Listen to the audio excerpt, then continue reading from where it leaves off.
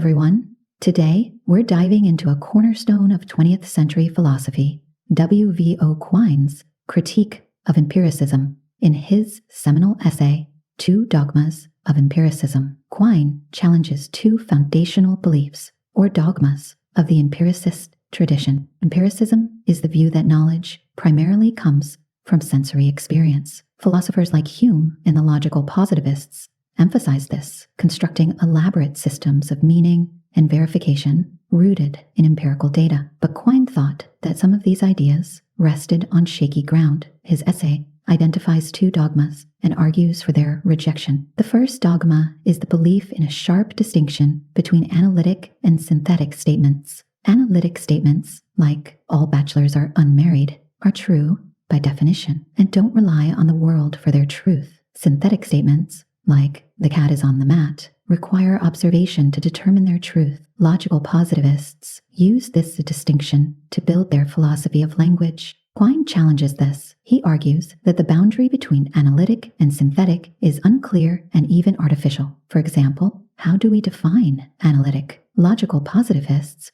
relied on notions like synonymy or meaning sameness. But Quine shows that these ideas are equally difficult to define without already assuming the analytic-synthetic distinction. He concludes that this division collapses under scrutiny. The second dogma is reductionism, the idea that every meaningful statement can be reduced to immediate sensory experiences or a set of basic observations. Logical positivists hoped this approach would make all meaningful claims empirically verifiable. Quine argues that this is overly simplistic. He points out that our knowledge forms a web of belief, where individual statements aren't tested in isolation, but as part of a network of interrelated ideas. When observations conflict with a belief, we adjust the network, not just one statement. This means there's no clear one-to-one correspondence between statements and sensory experiences. So, what does Quine propose instead? He rejects these dogmas and advocates for a holistic view of knowledge. He argues that science and philosophy should work without assuming strict categories like analytic or synthetic. Knowledge evolves as a whole,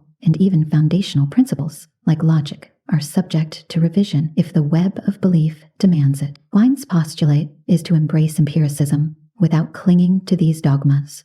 He suggests that empiricism remains valuable, but must recognize the interconnected and dynamic nature of knowledge.